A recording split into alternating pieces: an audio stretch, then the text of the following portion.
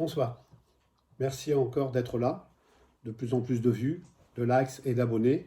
C'est ce que je constate et ce que je vous demande encore parce que c'est ce qui permet d'être lisible sur la toile et d'être lisible aussi dans YouTube. Ce soir, on termine la trilogie sur le confinement et donc le déconfinement. Et je tenais à vous préciser que cette démarche qui apparaît très philosophique et sociologique dans un premier temps va très rapidement changer et évoluer vers le sens de mes vidéos, c'est-à-dire un sens thérapeutique. S'apaiser avec des méthodes simples, efficaces et que l'on peut rapidement, c'est surtout cela qui est essentiel, mettre en place. Merci d'aller au bout de cette vidéo. Accrochez-vous. Je sais que ce n'est pas facile, mais je vous demande de vous accrocher parce que je pense que ce texte est intéressant. Il conclut vraiment un chapitre de notre histoire et de nos 6 derniers mois. Le titre de cet éditorial du soir, déjà paru dans mon blog sur le site ensembleprendressoindesoi.com, le titre c'est « Comment faire face au stress du déconfinement ». Un passage. Voilà ce que sont les enjeux du déconfinement. Celui entre 3 états, le monde d'avant, le monde du pendant et celui d'après cette crise unique dans notre histoire. Je vous demande pour cela de lire les 2 textes qui ont précédé celui-ci ou de revenir sur les 2 vidéos qui ont précédé cette diffusion. C'est avec cet éditorial, donc, je l'ai dit, que s'achève mon regard sur cette période historique. Elle ne pouvait s'arrêter, évidemment, que par le retour à la vie d'avant, décrété par un État qui ne semble pas avoir pesé les difficultés. Se retrouver soi et l'autre. Voilà un des premiers enjeux. Effectivement, dans les textes précédents, nous avons étudié les systèmes perturbés par le Covid-19. Ce sont ceux liés à l'individu au sens littéral, mais aussi ceux de son intimité, famille, couple et relations parentales. Perte des habitudes de vie, de repères, ayant entraîné un questionnement sur la place et les interactions avec l'autre. Le déconfinement renvoie l'individu à sa place sociale, au travail et ses contraintes, ses obligations. Retrouver sa place face aux exigences de sa fonction, aux peurs et inquiétudes des autres, mais aussi s'adapter à un monde qui a changé. Alors il ne s'agit pas de retrouver, mais de trouver un nouveau soi à côté des autres, parmi les autres. Adaptation et anticipation, un couple moderne qui en impose. Nos sociétés modernes imposent à l'homme un tempo qui l'épuise. Il ne marche plus, il court, et pire encore, il sprinte sans cesse à s'en épuiser. C'est ainsi que s'adapter s'est associé à anticiper, et qu'ils sont devenus indissociables. Pour gagner du temps, il se doit de planifier, d'anticiper en permanence. 2 situations sont à ce niveau souvent confondues, l'anxiété et le stress. La première est une émotion, qui représente l'inquiétude face à une situation, elle est souvent dite anticipatoire.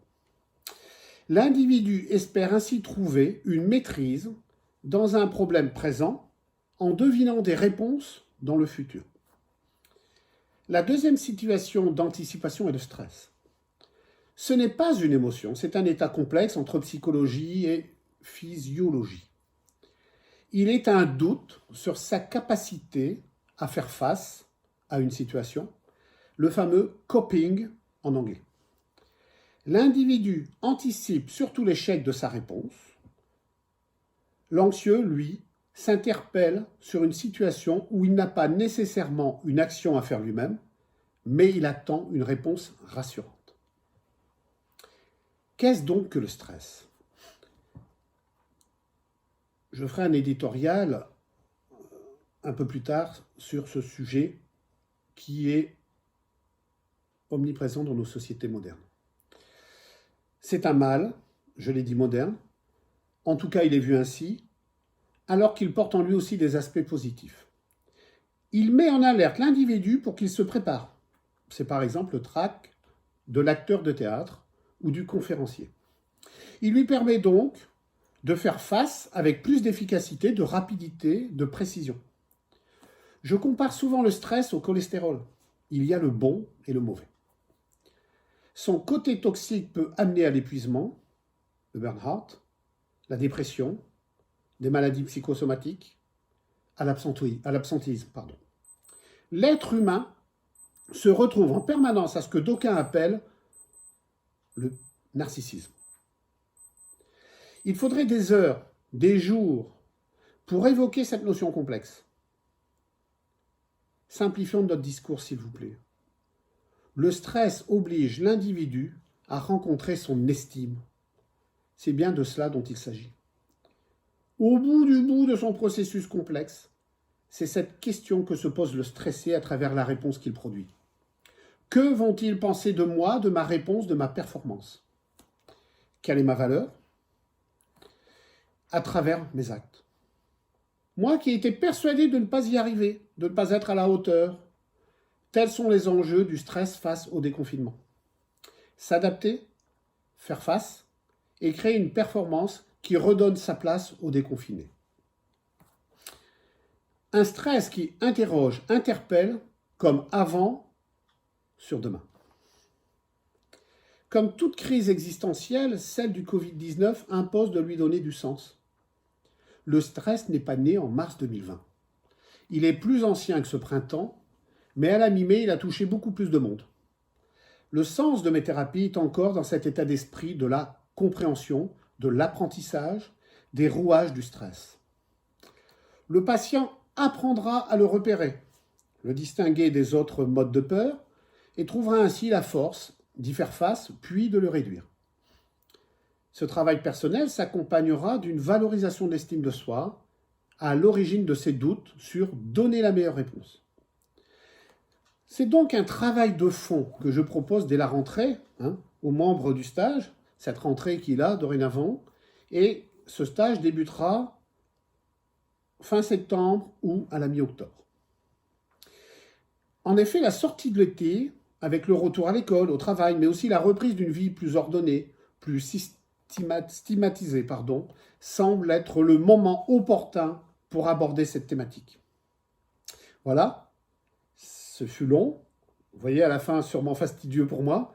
C'est encore un exercice où je dois progresser, la diction et la durée, l'endurance. Mais tous ensemble, on y arrive et j'y suis encouragé par les vues, les likes, encore une fois, et les abonnements qui montrent que tout doucement, je trouve ma place pour vous donner le sens de mes soins et le sens de mon action sur Internet pour arriver à développer, n'oubliez pas, mon site qui, lui, a vocation essentiellement d'aider chacun face au quotidien, à ce qui peut paraître banal, simple, mais qui finit parfois par user.